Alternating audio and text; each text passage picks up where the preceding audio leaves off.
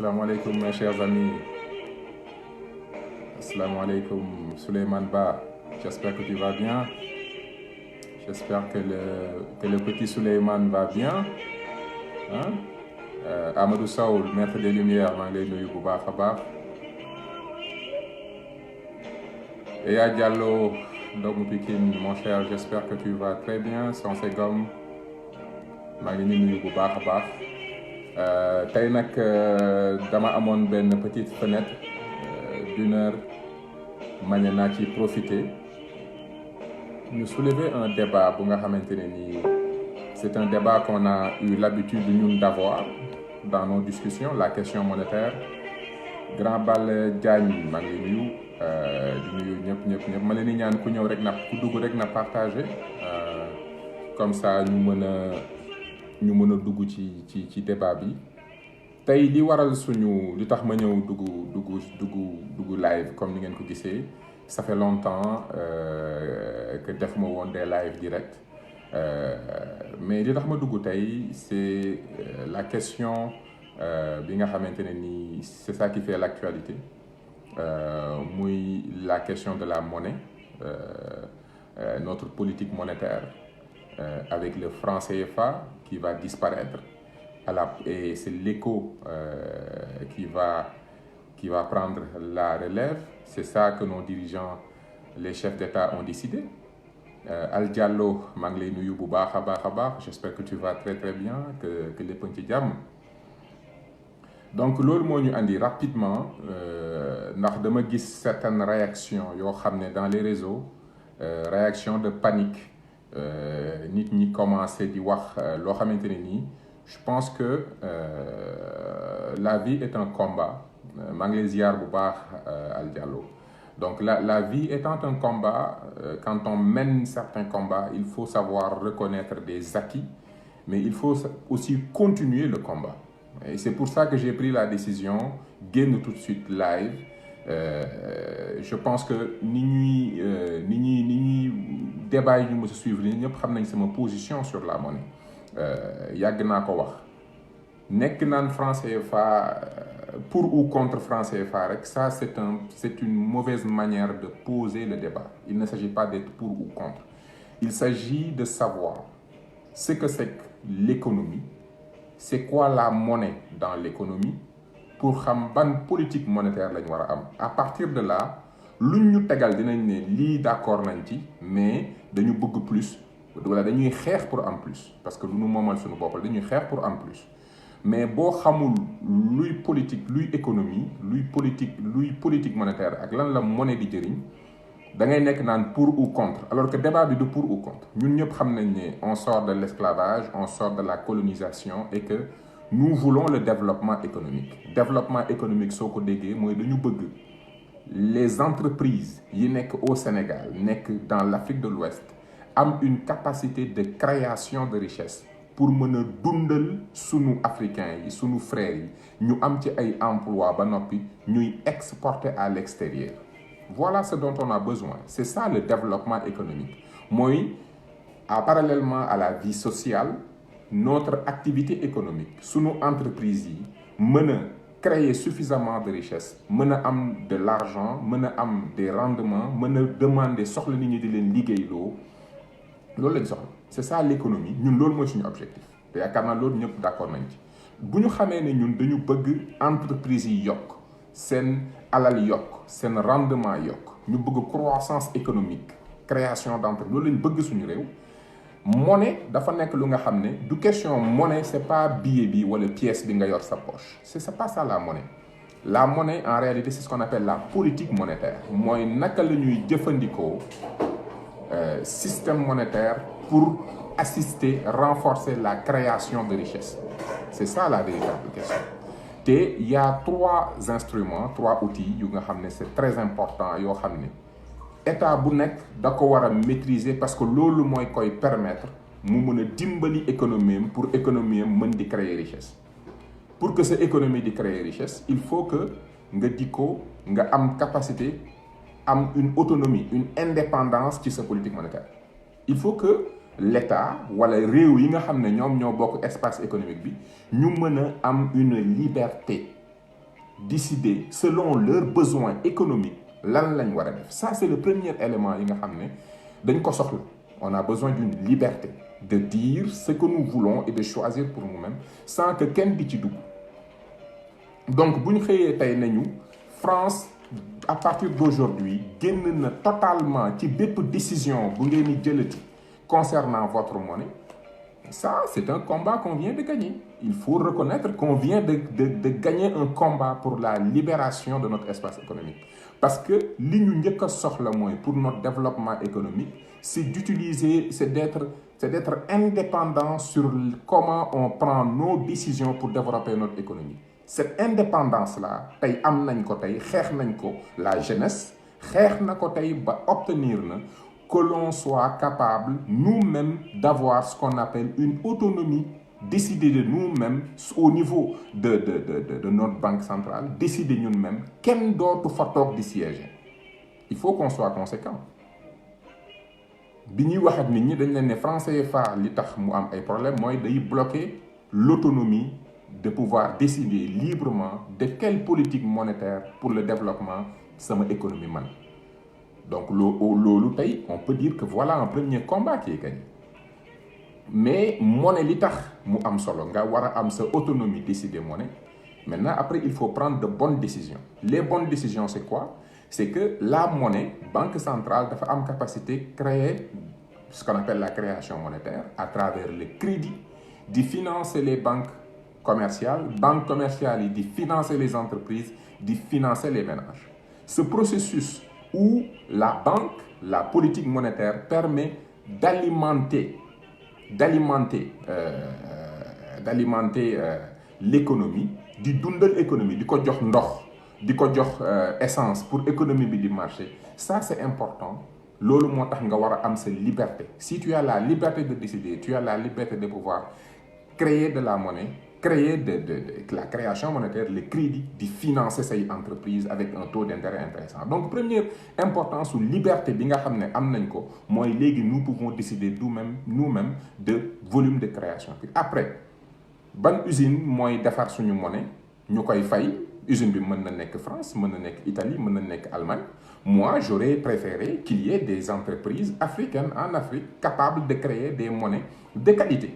Donc, le débat, c'est pas que monnaie bi ñu ngi ko defaree France wala Canada wala États-Unis wala biir Sénégal. C'est clair que man ku ma xam-xam ne je veux le maximum d'entreprises en Afrique pour créer le maximum d'emplois. Mais c'est pas ki lay defaral sa monnaie, c'est juste que c'est une entreprise qui t'a donné des garanties pour que sa monnaie kenn du ko mën a jël jëfandikoo di ko yàq wala di def ay faux billets.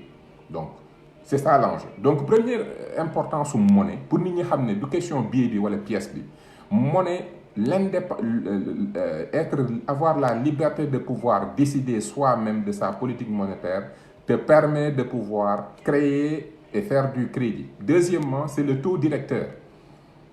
Si bu fekkente ne pays yi dañu bokk banque bokk monnaie ba noppi mën a créer monnaie mën nañ décider le taux avec lequel on va financer les entreprises. Et taux boobu ngay maîtriser le taux directeur di ko yëgal di ko wàññi day permettre nga maîtriser l'inflation parce que le crédit est à la base de l'inflation. Entreprises yi dañ soxla xaalis entreprises yi dañuy ménages dañ soxla xaalis bu dee banques yi dañuy lebale à 7-8% am banque bu fi nekk mën a créer monnaie sur la base de règles de crédit ba noppi di financer entreprises yi loolu day tax et c'est important day tax coût du crédit di wàcc. Ce qu'on appelle le coût des fonds day wàcc et ça se répercute dans l'économie. Donc ça c'est important mooy deuxième élément bi nga xam ne c'est ça qui sert la monnaie. Bi ci des te loolu ñun dañ ko soxla mooy ñun dañ soxla flexibilité, c'est-à-dire que suñu monnaie waruñu soxla monnaie bu fixe dañu soxla taux de change buy monnaie buy flotter parce que suñu économie la force de notre économie demande suñuy produit moom moo war a tax nit ñi soxla suñu monnaie te ñun dañu war a am la liberté de décider dañuy yéegal wala dañuy wàcce suñu monnaie. Ba noppi il faut qu'on fasse tout pour que les capitaux restent au niveau de l'Afrique pour créer de la richesse parce que bëgguñu capitaux yi génn. Donc en résumé avant même lii di ñëw man sama point de vue sur quelle économie monétaire quelle politique monétaire pour le développement des économies au niveau de l'Afrique a toujours été une indépendance totale de notre sur nos décisions politique monétaire. Kenn waruñu wax ñun lan la ñu war a def ak lu ñu warul def te kenn warul toog fu ñuy décider. Ça c'est le premier élément. Deuxième élément bi mooy dañu war a am capacité créer de la monnaie di financer suñuy entreprise am suñu propre taux directeur maîtriser suñu inflation ba noppi dañu war a favoriser circulation des capitaux yi ba noppi taux de change bi dañ ko war a maîtriser di ko yégal di ko wàcce en fonction contexte économique bi et selon nos intérêts. Donc peu importe lu Ouattara ak ñee décidé lii mooy sama gëm-gëm man ci ban politique monétaire moo mun a dimbale Afrique mu jàppale entreprise yi fa nekk ñu nekk les meilleures entreprises dans le monde.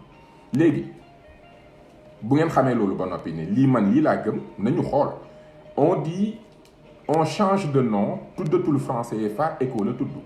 J'accepte parce que franc CFA nañu waxante dëgg génération future yi waruñu sax juddu di fi fekk monnaie bu tudd franc CFA. Donc buñ ne léegi tuddatul franc CFA ECO la tudd, c'est un combat qu'on a gagné, j'en suis fier et je pense que c'est une bonne chose que ñu mettre un terme, même sur le plan psychologique, sur le plan politique. Ça montre un état d'esprit bu bees d'une jeunesse africaine qui veut refaire les liens. Ça a une dimension politique, c'est important. Nee nañ aussi dañuy mettre fin à la centralisation de nos réserves de change. Dootul nekk France mën léegi réserve bi ñu war a am ñun pour protéger suñu économie ci seen situation yi réserve boobu mën am nañ droit def ko fu nekk. Ça aussi c'est une victoire parce que comme je l'ai toujours dit, la France n'a jamais rien garanti. C'est-à-dire que nos dirigeants, comme la plupart d'entre eux jànguñu, ils sont limités, politicienne, jànguñu économie, ils ont peur. Dañu ragal. Donc ils ont juste peur du changement et ñoom France nekk fi di leen rassurer. France ne leen maa ngi seen wet rek loolu daf leen rassurer. Donc daf leen rassurer et partant de là ils ont tendance à vouloir que garantir. Mais France musuñu garantir dara. C'est notre argent qui nous protège. C'est notre garantie, c'est nos réserves qui nous protègent. Et léegi ñu am droit def yóbbu suñu réserve fu ñu nekk, c'est une bonne chose. Bi ci des nag mooy sortir la France de nos instances de gouvernance. Comme je l'ai toujours dit, man premier principe bi ma teg ne loolu la ñu soxla pour am politique monétaire mooy dañu war a assumer suñu politique monétaire. Donc lii yëpp c'est des points yu nga xam ne pour man c'est positif. Par contre, Alassane Dramane Ouattara et les autres présidents africains ont commencé par une mauvaise décision. Ils ont commencé par dire que ñun comme ñemewuñu et puis dañoo tiit et que la plupart de ces pays ils ne pensent pas développement économique comme man ni ma ko gisee mooy il faut se battre pour l'économie réelle. Pour ñoom se développer c'est s'endetter. Ils s'endettent à travers l'euro, ils s'endettent à travers le dollar. Donc ils ont forcément peur d'une monnaie africaine bu nga xam ne le taux est flottant parce que day am impact ci sa dette. Donc ñoom tey jii Côte d'Ivoire ay tiitam ak ragalam ak dirigeants yi ñu am nga xam ne c'est des compétents, c'est des incompétents, ils sont très souvent limités, ils ont peur. Tey looloo tax tey ñoom ñu ne même si France nee na moom day génn ñu ne ko waaw waaye parité fixe ñun dañ ko soxla parce que on a peur. Et c'est pour ça, et c'est ça l'avantage. Il faut que les gens comprennent que tey jii France est prêt à dégager, mais ce sont nos dirigeants limités et incompétents qui croient trop à l'endettement, qui croient beaucoup trop, qui ont peur tout simplement parce qu'ils sont limités. Ñoom ñoo ne France toogal parce que ñun parité fixe bi ñun on en a besoin. C'est eux qui l'ont demandé. Ce qui veut dire que nous devons continuer le combat. Nous avons gagné 3 combats, il reste benn 4e combat mooy il faut que ñu xam ne taux de change flottant foog mu am. Notre monnaie est surévaluée.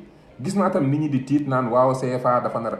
C'est clair que suñu monnaie tey jii ne représente pas notre économie. Nous avons l'une des économies les plus faibles dans le monde.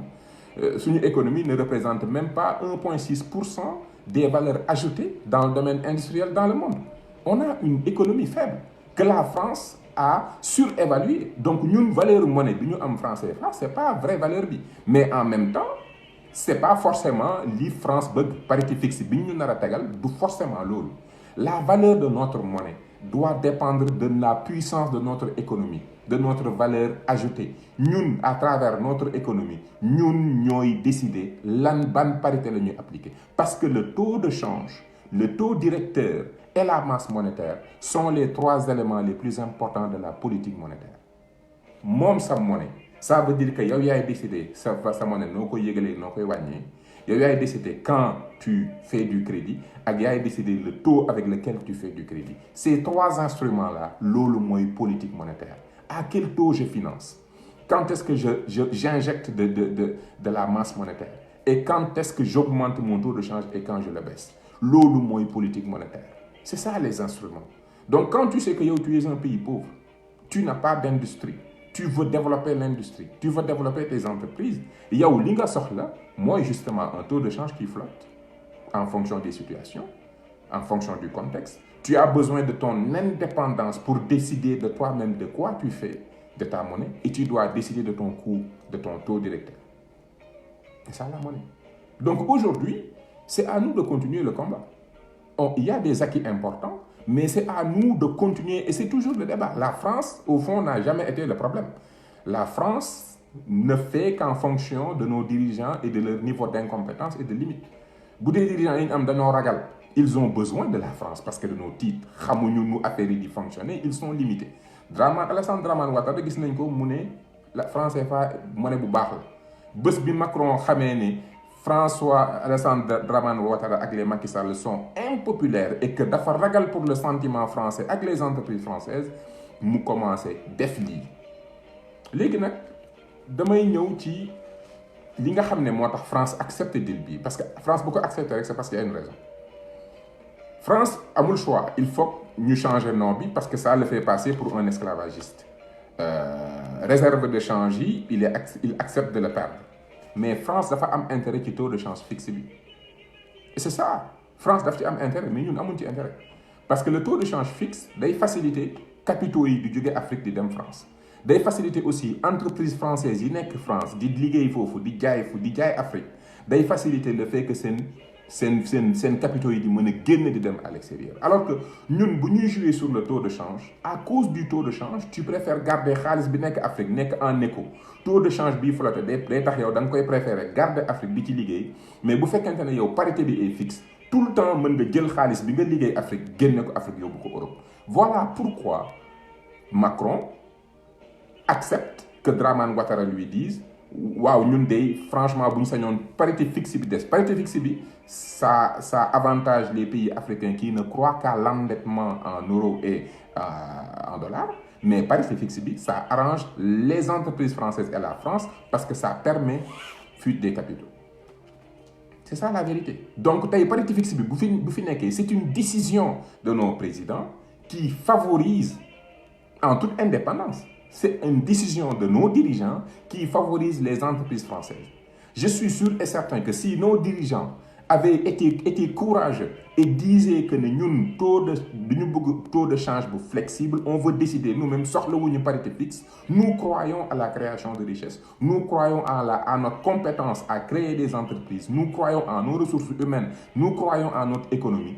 Ñun gëm nañ ne ñun suñu wàllu bopp suñu économie dina jox valeur suñu monnaie et que ñun dañu bëgg suñu monnaie di fluctuer loolu bu doon loolu moo nekkoon la position de la majorité des présidents africains Macron du sawar ñëw d'accord ne moom nangu na parce que Macron xam na ne franc CFA li ci gënoon a am solo mooy parité fixe bi parce que dafa am ay entreprises yu nekk en Afrique entreprise française yu nekk en Afrique yoo xamante ne nii parité fixe daf leen di arrangé te ñun suñu chef d'État yi comme dañoo gëm ne développement économique leb tabax ay tëli te leb bi souvent c'est en euros et en dollars donc ils ont peur que le fait de pouvoir s'endetter devienne un problème parce que bu fekkee ne yow mënoo leb tu ne peux compter que sur ta capacité à être un leader de l'économie ta capacité à créer des entreprises ta capacité à amener chaque Africain à travailler plus qu'il ne faut loolu yëpp bu fekkee ne yow gëmoo loolu mais lépp tabax ay tëli rek mooy nekk sa stratégie économique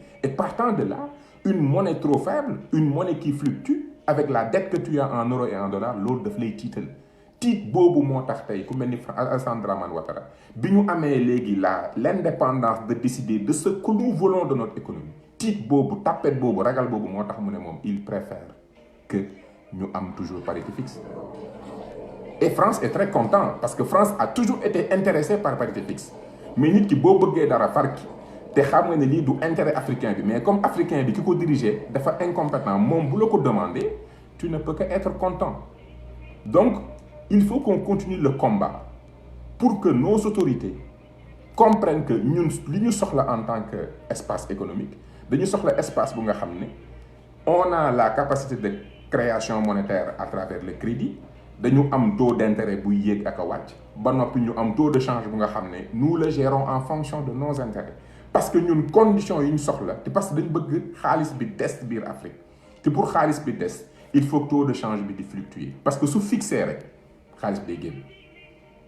dafa am benn gëstu bu nga xam ne mën ngeen ko taper ça va vous aider à mieux comprendre parce que mbir mi du pour ou contre franc CFA du éco il faut que nga xam lan mooy politique monétaire. Politique monétaire comme je l'ai dit il y a un grand chercheur yàgg naa ko wax samay live Mundell ce qu'on appelle l'incompatibilité de Mundell triangle d'incompatibilité Mundell daf ñu wax ne am na ñetti mbir yoo xam ne mënoo ko boole.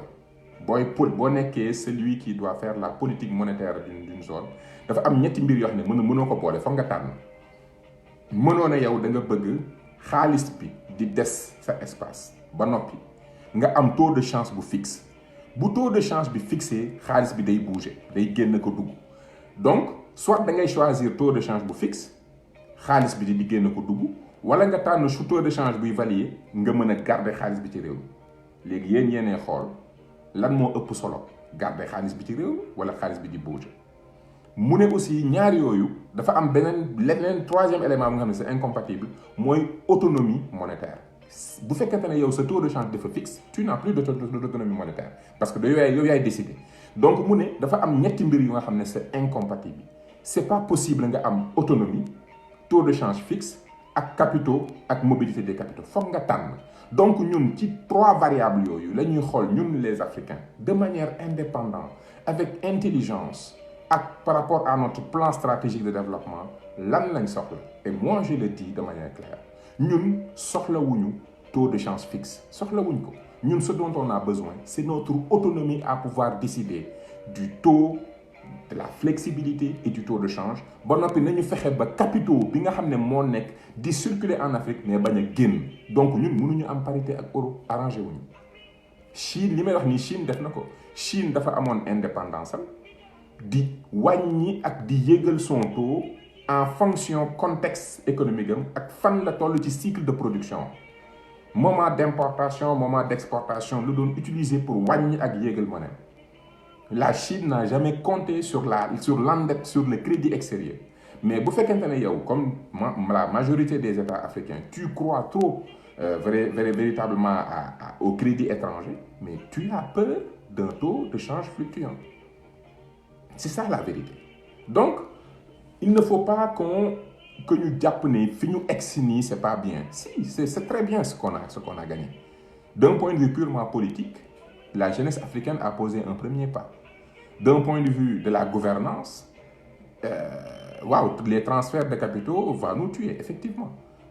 Donc, il faut, boo bañee capitaux yi di bouger, il faut nga jouer sur le taux de change. Nit ki bu fekkente ne yow éco bi boo ko defee en euro dalay andi le problème. Et il faut aussi que ñun qu'on soit sérieux sur une chose. Il faut qu'on accepte que la valeur du CFA a toujours été surévaluée. Ku ne surévalué nag wax ne war nañ laa évaluer à sa juste valeur. Mais nag il faut pas qu'on ait peur de ça parce que l'indépendance arrive avec des responsabilités. Ah oui, si tu es indépendant et que c'est toi-même qui décides de cette économie, c'est la qualité de tes entreprises, c'est la qualité de tes produits. Nit ñi bu ñu soxlaa say produits dañuy soxla sa monnaie bu ñu soxlaa sa monnaie jël valeur. Donc la valeur de notre monnaie loolu nekkul lu nga xam ne dañ koy négocier kenn du France mooy décider ne éco lii la war a jël non ñun ñoo war a xeex pour que les produits africains soient prisés à travers le monde et que ñun ñoo war a maintenant jouer sur notre taux de change en fonction de notre cycle d'importation et d'exportation. Donc loolu la rek du c'est pas compliqué donc il ne faut pas dire que li xew France est prêt à dégager France xam na ni lii mu def mënut a continuer l'Union européenne mën na ko may les autres pays européens dañ koy attaquer parce que dañ naan ko c'est la France qui est responsable de la pauvreté et de l'immigration parce que on ne peut pas créer de la richesse les capitaux à cause du franc CFA la parité fixe et le fait que mënuñu am espace de circulation des capitaux il y a pas de développement économique en Afrique et que africains yi ñu ngi jug di dugg ci pays yëpp Dans ce contexte-là, la France mënut a continuer lii amul choix. Donc si aujourd'hui il y a toujours cette parité fixe, c'est parce que ce sont nos dirigeants africains incompétents et limités qui continuent à demander cela. te ñun mënuñu industrialiser wu mënuñu financer nos entreprises ba noppi di jël capitaux di ko injecter ba noppi capitaux boobu di génn. On a besoin de pouvoir jouer sur ça. Bon, il y a aussi le débat, c'est vrai que Côte d'Ivoire, Nigeria, ça pèse beaucoup, d'autres pays pèsent beaucoup, mais il ne faut pas sous-estimer nos ressources.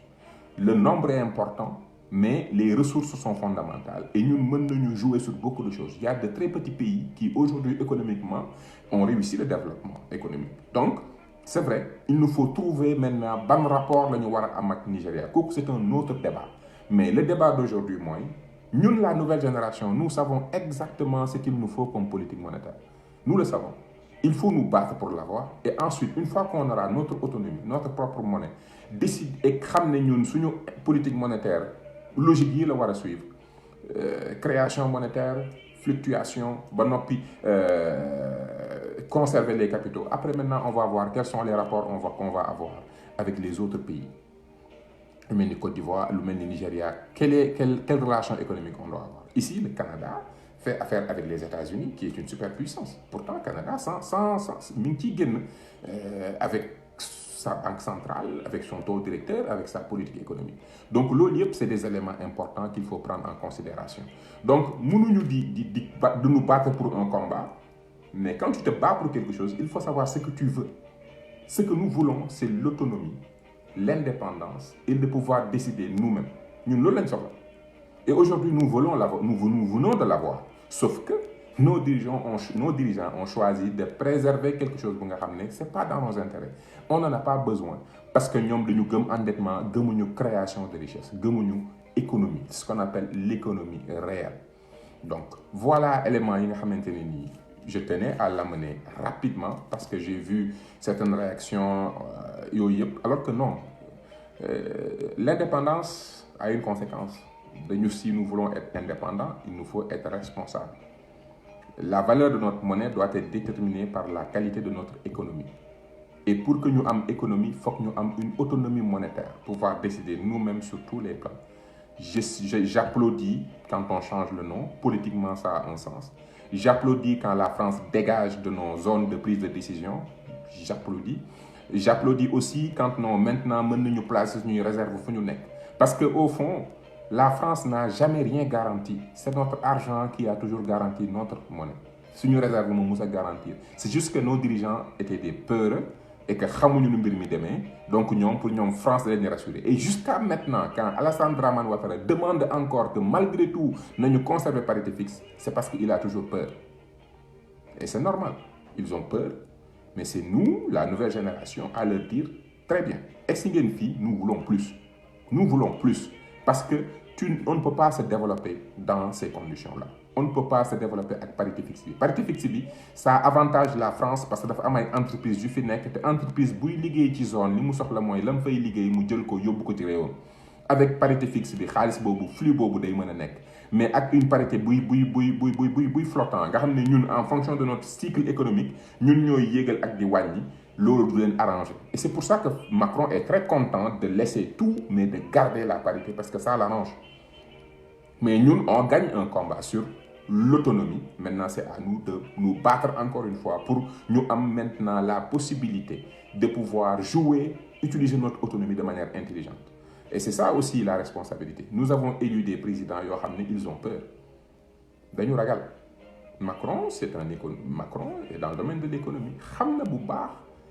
Si France CFA, avantage yi mu koy jox yépp ban la ci préférer garder su bëggoon su waroon a bàyyi yépp bàyyi na yépp garder na bi ko ci gën a arrangé bii avantager les entreprises françaises pas parce que daf ko bëgg mais parce que Alassane Dramane Ouattara ak nos dirigeants parce qu'ils sont limités encore une fois et je le répète parce que foofu la mu wax ji nekk. Le débat n'est pas technique ou quoi que ce soit. Le débat, c'est que nous avons des dirigeants qui sont limités, incompétents et qui, sur le plan économique, n'arrivent pas à définir le bon plan. Et ils sont alimentés par la peur. Ils sont irresponsables. Ils ne veulent pas prendre leurs responsabilités.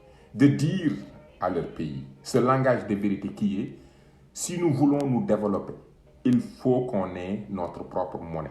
Avoir notre propre monnaie, ça veut dire qu'on va avoir la responsabilité de créer de la monnaie à travers le crédit pour financer nos entreprises. Financer nos entreprises avec un taux directeur en fonction de nos besoins. Ba noppi, taux d'échange bi ñu koy fluctuer en fonction de notre cycle économique. Mais ça voudra dire que cette monnaie qui était surévaluée va revenir à sa juste valeur. Et avec le temps, le travail qu'on va faire, notre monnaie va prendre de la valeur. Si les gens s'intéressent à nos produits, du fait que c'est des produits ayant énormément de valeur ajoutée, notre monnaie prendra de la valeur et nous pourrons jouer sur la fluctuation de notre monnaie pour pouvoir xam naka lañ ci avantagé. Voilà le langage simple. Le langage simple, mais vraiment très simple. Bi nga xamante ne nii c'est ce qu'il doit faire. Mais bu fekkente ne yow économiquement tu es très limité, xamoo yooyu yëpp et tu as peur toi-même parce que gëmoo nekk un général de l'économie. Gëmoo créer des industries. Bu ñu la joxee fer de Falémé, tu préfères woo ay turc ñu exploiter ko, mais yow amoo xereñte pour samp usine exploiter ko. Sonatel ñu jox la ko, tu préfères Senelec, tu préfères jël la production électricité nga xam ne ça demande des nouvelles technologies, éolien, solaire, xam-xam boobu xereñte boobu yow daf la poser problème. Da ngay choisir bu yomb bi mooy jënd électricité di ko jaayaat Sénégalais yi. Ba noppi même commercialisation bi nga wut beneen entreprise mu di ko def. Bu fekkente ni ñun on ne veut pas mettre la main à la pâte, on ne veut pas travailler, on ne veut pas suer, on ne veut pas créer des entreprises. Loolu yombute boobu limite boobu nga xam ne ñun loolu lañ nekkee moo ñu yóbbee lii. On préfère avoir benn parité fixe parce que bëgguñu am la responsabilité de la valeur de notre monnaie à travers notre propre économie. Parce que sa valeur monnaie mi ngi dépendre ci sa qualité économique. Sa qualité économique mi ngi dépendre ci sa force dans le marché. Marché moom marché la rek ka fa ëpp doole mooy ka fay andi produit yi gën a baax. Yow bu dee produit bi ngay jaay nit ñi dañ koo bëgg parce que dafa am qualité dafa baax et que les produits est bon nit ñi dañ koy soxla ku soxla sa produit soxla sa monnaie ku soxla sa monnaie jël valeur. Donc il faut qu'on comprenne mënuñu am le beurre et l'argent du beurre. L'économie c'est un combat. Il y a rien qui est donné. C'est à toi de te battre pour que cette économie ñoŋ nga am les technologies am des jeunes travailleurs entreprises yi di ñëw di installer wu foofu di créer de la valeur bu sa espace économique amee solo sa monnaie day jël solo. Voilà les éléments simples. Donc du question d'évaluation du question liée yooyu yëpp c'est pas ça le débat il est ailleurs. Parce que bu fekkente ne on a l'autonomie de notre monnaie on ne peut plus parler de dévaluation ki yor sa monnaie mooy décider ban comme moo ko moom mooy décider non. Aujourd'hui, on a l'autonomie. Nous avons notre monnaie. Maintenant, est-ce qu'on va l'utiliser avec intelligence? C'est ça la question. Est-ce qu'on va être courageux de l'utiliser? Alassane Dramane Ouattara vient de montrer que Mom, il n'est pas courageux. Tu as l'indépendance, mais Mom, il veut le parité fixe. Parce qu'il a peur et il veut du crédit. Avec un euro et un dollar et que fluctue. Et comme Gemoul ne mom am économie bu dëgër, et pourtant la Côte d'Ivoire, c'est pas n'importe quel pays. Mais malheureusement, ils ont un dirigeant qui n'est même pas à l'image de sa génération, qui n'est même pas à l'image de sa génération. Donc c'est ça l'enjeu. Maa ngi xool si j'ai quelques questions yu ma mën a tontu. Effectivement, Réma Diamante, tu dis que pour une économie prospère, il faut des usines de transformation des ressources naturelles. Absolument. Parce que l'économie à la base n'est pas économie de monnaie rek. Monnaie, c'est juste un instrument. Et l'économie, le débat de l'économie, c'est la création de richesse. Si tu n'es pas prêt à créer de la richesse et mettre de la valeur ajoutée, c'est économie de dem. Donc, il faut qu'on accepte que l'économie, c'est un combat. C'est le combat économique. Donc, il faut qu'on accepte ça. Donc, je vais juste commencer à lire les commentaires, essayer d'y répondre. Donc, Souleymane, merci.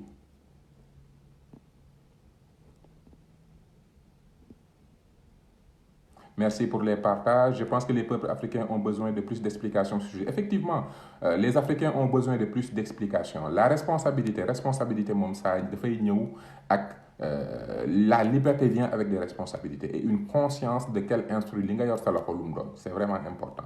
Mais la monnaie est toujours fabriquée en France. Oui, la monnaie est fabriquée en France, mais ñun ñooy fay pour ñu defar ñu suñu monnaie. Demain banque centrale mën na lancer benn appel d'offre ku ko mën a defal monnaie yu gën a sécurisé man loolu un état africain peut une entreprise africaine peut le gagner Suisse mën na n'importe quel pays ñun ñooy décider kan moo ñu defaral suñu monnaie ak ku ñu ko dul defaral.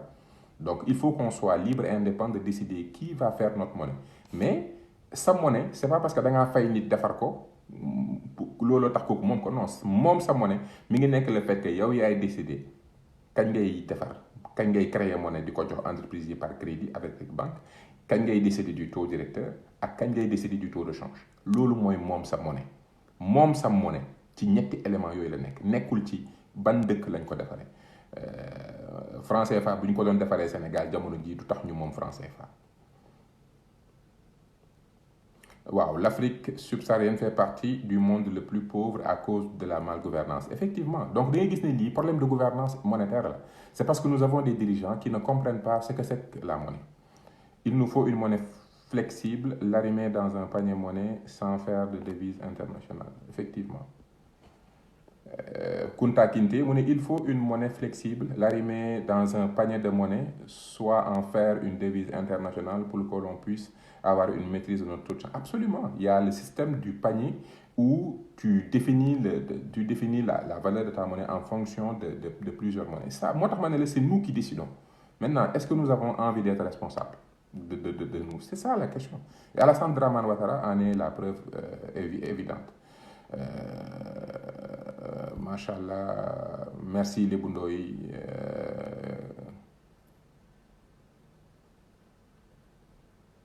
C'est ça, le taux de change fixe arrange la France. Et encore une fois, le taux de change fixe arrange la France. Bouli. Je le dis ici, le refus du Nigeria et du Ghana montre la faiblesse de cette monnaie, mais aussi toujours la mainmise. Non, Bouli, je ne suis pas d'accord. Je ne suis pas d'accord. Nigeria et Ghana, ils ont décidé de ne pas participer, c'est leur problème.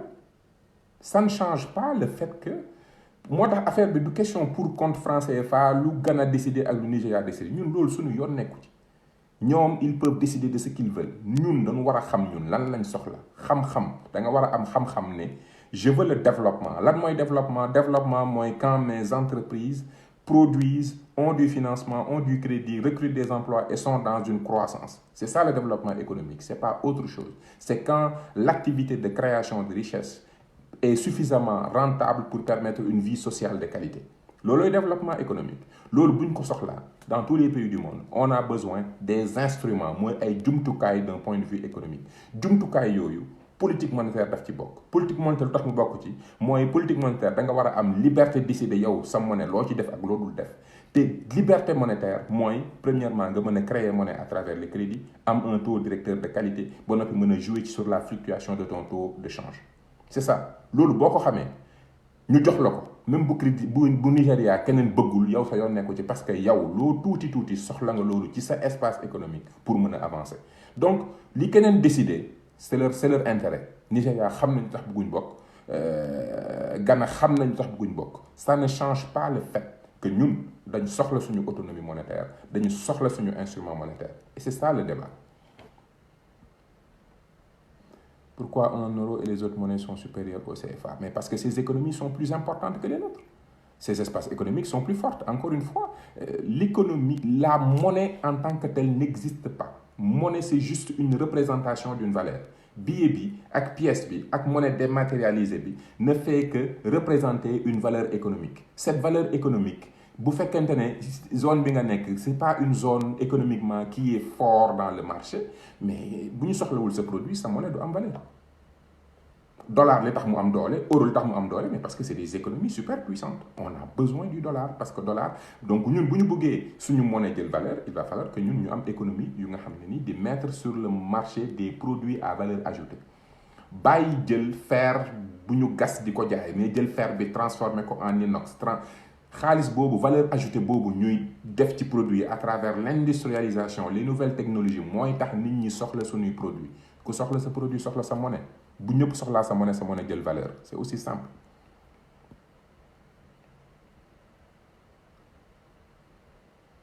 waaw pourquoi la parité fixe favorise la France mais parce que France dafa am ay entreprises yu ngand yu nekk Afrique di fi liggéey ay milliards et milliards et milliards xaalis yooyu chaque année day dugg ci biir day ñëwaat biir France bu fekkente ne taux de change fixe ñoom xam nañ euro bu CFA bu ñu liggéey rek xam nañ lu muy signifier ci euro mais bu fekkente ne ñun Afrique on a la possibilité selon notre cycle économique ak suñuy enjeu di yéegal ak di wàcce mais loolu du leen arrangé ils vont perdre au taux de change ñoom bëgguñu perdre au taux de change dañ bëgg tout le temps ñuy xam ne lii ñuy liggéey Afrique lii lay signifier en euro te ñun amuñu intérêt xaalis boobu di génn Afrique dañ bëgg xaalis boobu di des biir Afrique pour muy des Afrique nag il faut que ñuy baisser taux yi di ko yëngal parce que taux de change buy fluctuer taux de change bi su wàccee da ngay téye sa monnaie parce que boo ko changé perte donc loolu mooy intérêt bi et c'est France moo tax France am ci intérêt France a trop d'entreprises qui travaillent en France et ces entreprises là dès l'instant que installé nañu fi ba noppi monnaie bi su wàccee ba noppi taux de change bi di fluctuer dootuñu am envie jël di perte au taux de change parce que euro day fort trop franc CFA faible mais ñun on a besoin d'une monnaie faible ñun on a besoin d'une monnaie faible on n'a pas besoin d'une monnaie forte on a besoin d'une monnaie faible.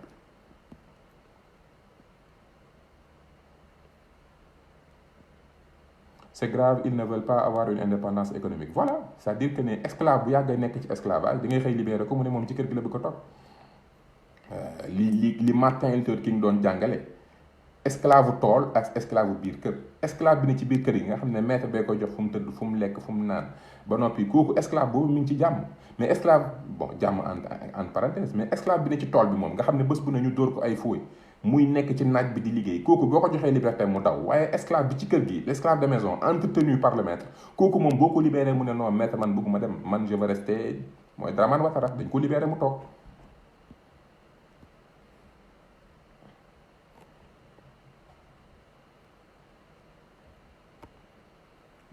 Moi, je pense que nos dirigeants savent très bien cette inflation sur l'économie africaine. Ouais, peut-être que a décliné cette position personnelle, n'est pas encore donnée par la position CEDEAO. J'espère. En tout cas, il faut dire que le fait que Dramane Ouattara et Macron taxaw ñoom nga xam ne ils étaient contre et malheureusement ils décident d'être pour ça rek loolu rek c'est un signe que politiquement c'est pas une bonne chose.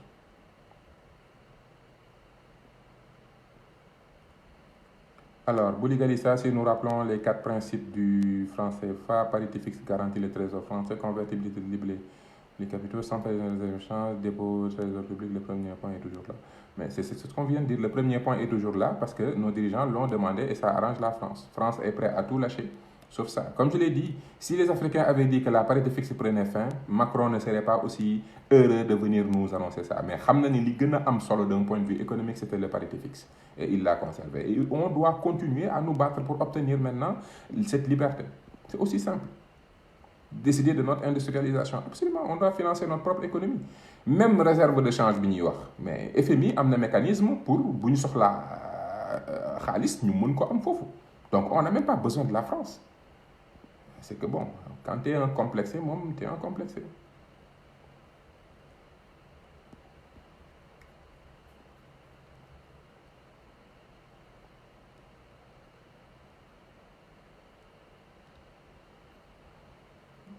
Pensez-vous que le rapatriement de nos réserves est-il bon? Comment on dilapide nos sous? Écoute, on n'a pas le choix. On ne va pas rester dans l'esclavage parce qu'on a de mauvais dirigeants.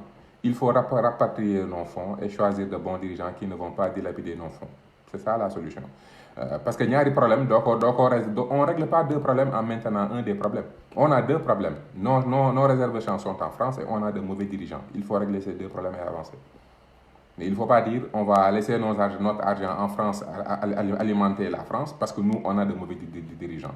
On a de mauvais dirigeants parce que la majorité d'entre nous votent pour des mauvais dirigeants. On doit commencer par voter pour de bons dirigeants et rompre ce lien de complexe avec la France. Donc on a deux problèmes, on trouve des solutions aux deux problèmes.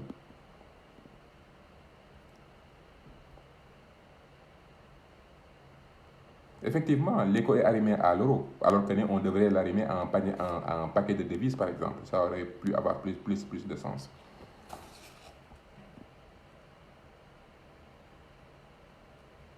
C'est ça, vraiment, c'est clair. Comme le cultivateur et le commerçant, si le produit a de la valeur, le prix augmente. Jeex na tàkk. Monnaie bi, débat ou monnaie bi, c'est ça. Ta monnaie a de la valeur quand ton espace économique produit des produits qui ont de la valeur et que tout le monde veut. Mais ça passe par des employés qui ont un très bon niveau de formation. Ça passe par des entreprises, des chefs d'entreprise qui sont accompagnés, formés. Ça passe par une véritable politique économique. Mais ça passe pas par des politiques d'endettement, construction infrastructure, tabax rek yaakaar ne tabax mooy réew. Non, tabax nit ñi ak tabax économie loolu moo ëpp solo que nekk fi di tabax ay usines di tabax ay TER ak ay gis leen ma alors que ne yow TER bi ngay tabax c'est. J'aimerais comprendre le rapport.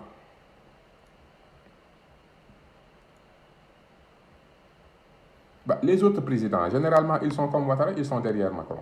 Donc, Macron ne fait que dire ce que les autres ont déjà décidé.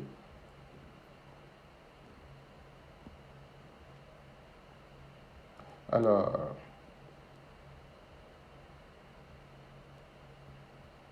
les termes de l'échange doivent être définis de façon claire. La France laissera-t-elle l'Afrique gérer son propre monnaie aussi facilement?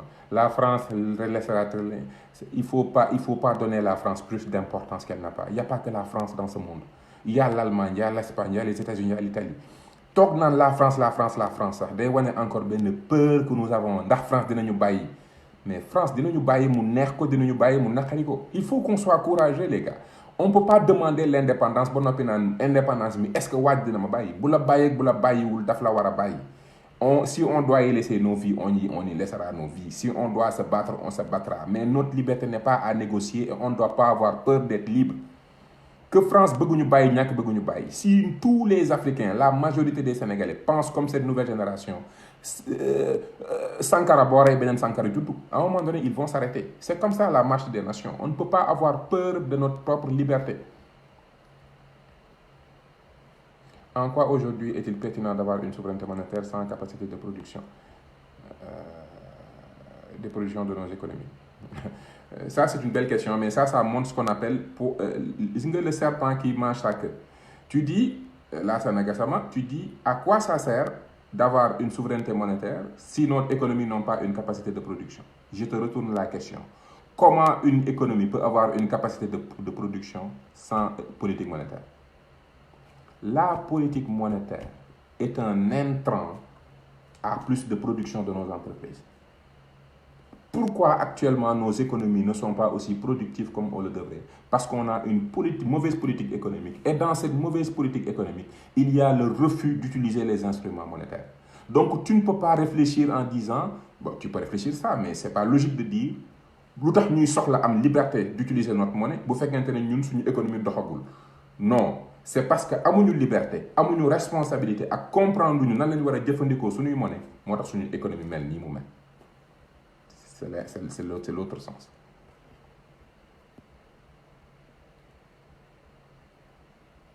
Par quel mécanisme la France va continuer à garantir la nouvelle monnaie? La France n'a jamais garanti, même CFA musu ko garantir. La France n'a jamais rien garanti. C'est nos réserves qui nous garantissaient. Mais comme nous xamuñu, on pensait que c'était la France. La France n'a jamais rien garanti du tout. La France n'a jamais rien garanti. La France a toujours joué sur l'incompétence, les limites et la peur de nos dirigeants à s'assumer eux-mêmes comme des leaders économiques. La France n'a jamais rien garanti. C'est notre argent qui garantissait. xaalis boobu ñoo ko moom bu ñu ko defoon Canada Allemagne wala fu ñu mënti doon lim ñuy apporter mooy assurance bi ñu war a soxla pour suñu économie. Donc la France n'a jamais rien garanti. ñun ñoo jàpp ne danoo soxla France.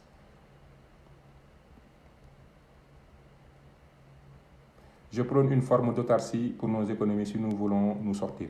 Il va forcément, Ousmane Fofana, absolument, il va forcément qu'il y ait une période où on fait tout pour que les capitaux restent. On baisse la valeur pour que suñu économie teste ba noppi ñuy liggéey suñu entreprise dëgër ñu door a mën a dem en compétition. Capitaux taux de change fixe pays yu mag yi ko soxla muy pays nga xam nañ ne ñoom am nañ doole mën nañu compétir ak ku ñu bëgg ñoom ils n'ont pas peur de la compétition mais ñun tey on est des petits poissons dans ci océan bu mag ñun bu ñu compétiree dañ ñu mën parce que pendant longtemps on a été sans politique monétaire. Donc il va forcément qu'il y ait une période où on va tout faire pour permettre à nos entreprises de se bâtir, de grandir. On va échanger au niveau de l'Afrique di bâtir ba am benn puissance bi ba nos produits commencé nit ñi di ko soxla ñu door a mën a ubbeeku un peu plus mais il faut cette période et ku jàng évolution économique gu Chine xam ne li may wax nii Jamil Diop mon neveu j'aimerais bien savoir quelle est vraiment la position à prendre par rapport à ce changement. La position à prendre c'est de se dire très bien on prend acte que ne léegi vous sortez de la gouvernance on change de nom mais ñu wax ak suñu dirigeants yi on veut une parité fixe, on veut la totalité des possibilités de cet instrument.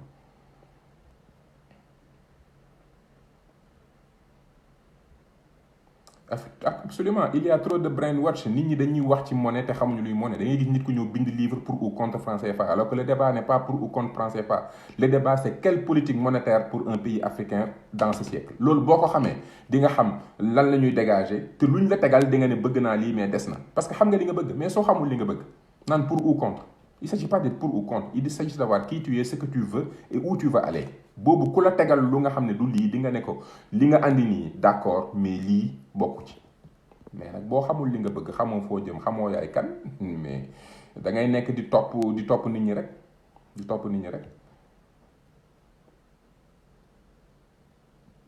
Alors dernière question, je me pose la question à savoir si nos dirigeants sont conscients des enjeux liés à la monnaie. Mais c'est ça li ma lay wax rek Mortala c'est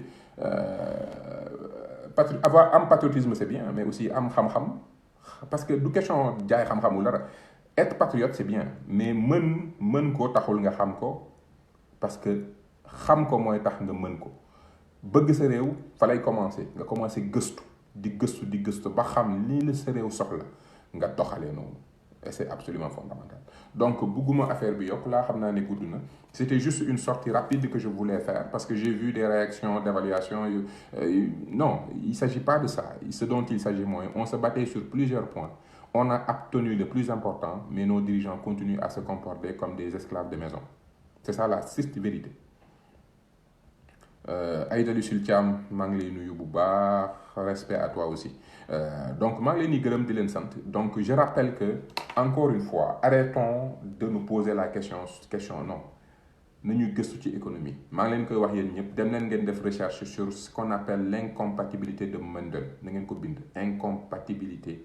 Mooy triangle de Mendel dina la wax ne lan mooy politique monétaire ci économie et que am na ñetti mbir yoo xam ne mënoo koo boole am foog nga tànn mënoo ne je veux capitaux yi di circuler dama bëgg taux de change fixe ba noppi dama bëgg autonomie monétaire ñett yooyu mënoo ko boole il faut nga tànn mais booy tànn da ngay tànn encore une fois en fonction ci sa xam-xam ci li nga bëgg ak lan la sa économie soxla.